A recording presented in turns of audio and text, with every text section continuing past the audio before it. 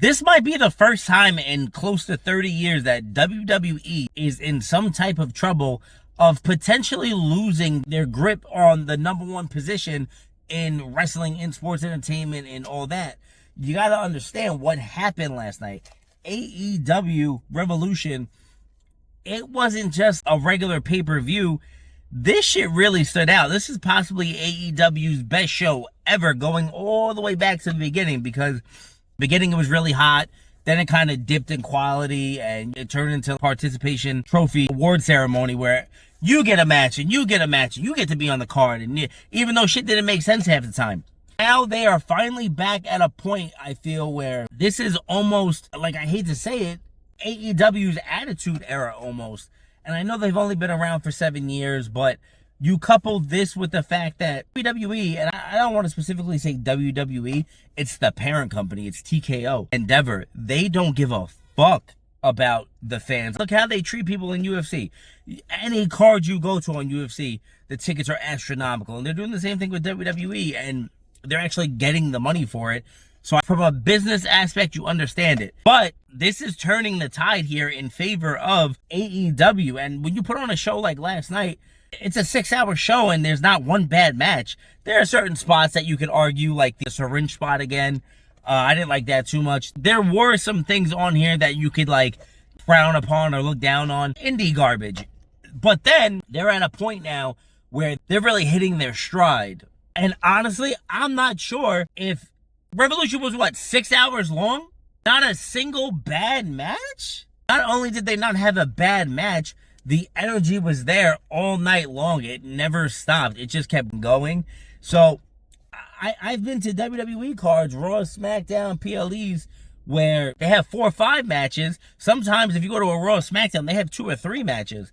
And there are just dead points during the show. You didn't experience that last night at all. The way the show opened up, with the way the Battle Royal bled from the pre-show onto the main card, the shit was fun. It was energetic.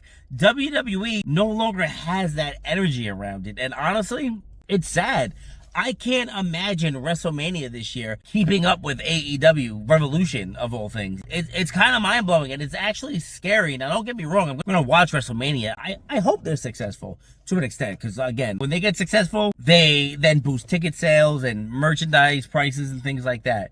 But I love the wrestlers in WWE. I grew up on WWE.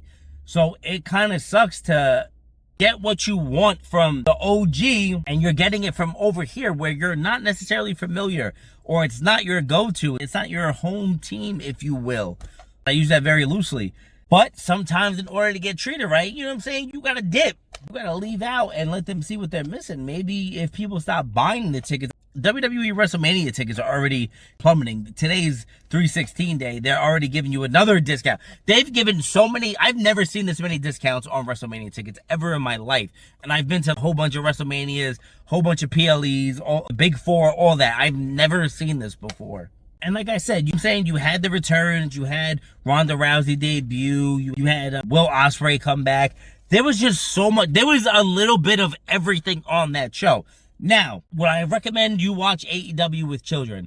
Not necessarily. Go look at Blood and Guts. You look at the Texas Death Match last night. There still is a lot of things to be cautioned by when you're introducing young fans to wrestling. But if you want to filter that out, let kids watch it.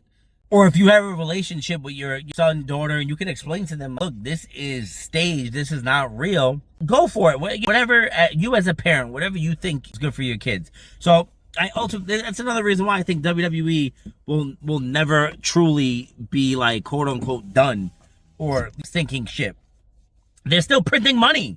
So I really do think WWE is in trouble moving forward, and I think you're going to start to see a lot of shifts. The more TKO continues to milk WWE and run them into the ground, it's creating a trust issue that never existed before TKO took over.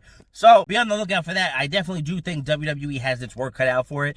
And this could potentially be that shift. This could be that Mick Foley wins the WWE Championship on Monday Night Raw in favor of AEW, the Revolution, how it stacks up to WrestleMania 42. Let me know what you guys think in the comments. Is AEW officially gaining on WWE? Are they in the lead? Let me know what you think. Drop it in the comments. Let me know, are you an AEW fan? Do you watch both?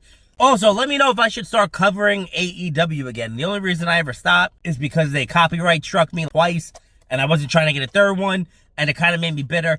I'm thinking I'm going to go to AEW when they're in Queens, in May. And I think that'll be my first live in-person AEW content. Let me know what you guys think. Should we do this? Should we start doing AEW watch-alongs? Drop it in the comments. I'll catch you guys tonight for Monday Night Raw.